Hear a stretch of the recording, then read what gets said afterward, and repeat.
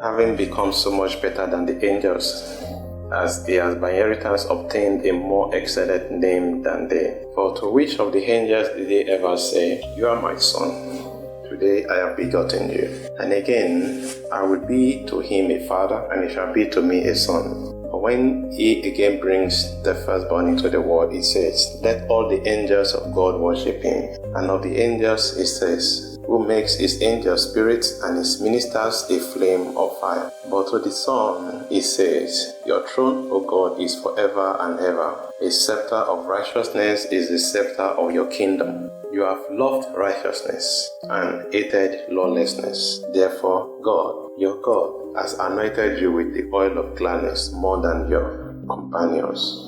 In this session of Hebrews chapter 1, we continue to compare Jesus Christ with other beings. In the first session, from verse 1 to verse 3, Jesus was compared to the prophets, that God spoke through the prophets in the old to the men of old, but in these days, in these last days, he's speaking through his Son, Jesus Christ. And now, in today's verses from verse 4 to 9, Jesus is compared to the angels. It said that he has a more excellent name than they. That is, he is called the Son, the beloved Son. "You are my Son, today I have begotten you." This is what was said in verse 5. "And again, I will be to him a father, and he shall be to me a son." In other words, Jesus Christ is different to the angels. He is not in the class of the angels. He is a son, the angels are not.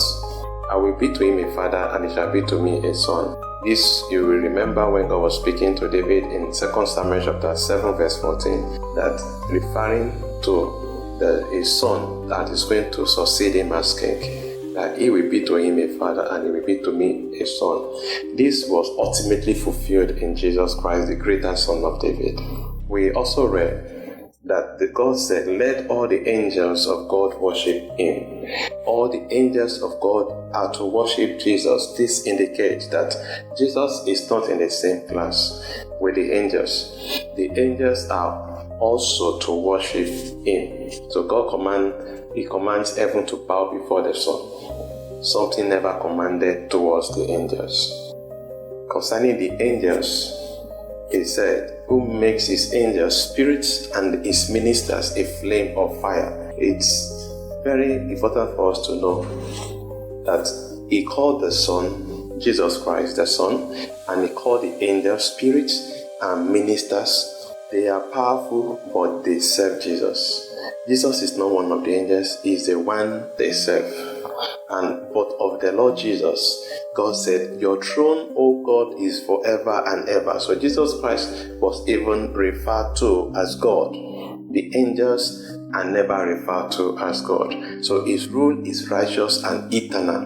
Unlike earthly kings who can be corrupted, unlike earthly kings who die and their reign is not forever. But the reign of the Lord Jesus is righteous and is eternal. Because of his love for righteousness, he is anointed with gladness, set apart in joy and authority above all others. So Jesus Christ is greater than the prophets, and Jesus Christ is greater than the angels. We continue from here next time. God bless you. Please subscribe if you have not done so.